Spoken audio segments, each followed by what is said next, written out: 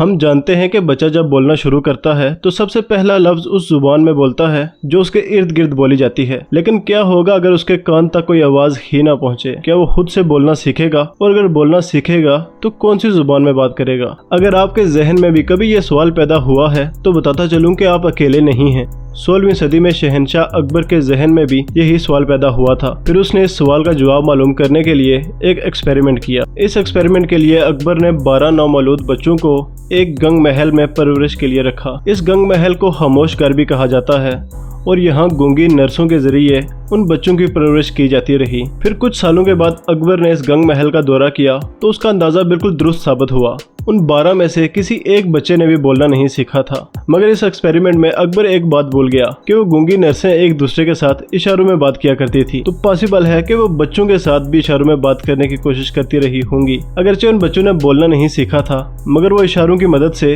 ایک دوسرے کے ساتھ کمیونیکیٹ کرنا سیکھ گئے تھے۔ اس کہانی کا ایک اور پہلو یہ ہے کہ اکبر کا اصل مقصد یہ بات معلوم کرنا تھا کہ یہ بچے بڑے ہونے پر کون سی زبان بولیں گے، اور وہی زبان دنیا کی سب سے پہلی زبان تصور کی جائے گی، یعنی یہ وہی زبان ہوگی جو انسان نے سب سے پہلے بولی تھی۔ مگر اکبر اپنے اس مقصد میں بری طرح سے ناکام ہو گیا، کیونکہ یہ سائن لینگویج ان بچوں نے نرسوں سے سیکھی تھی یا خود تخلیق کی تھی، کچھ بھی کہا جا سکتا ہے۔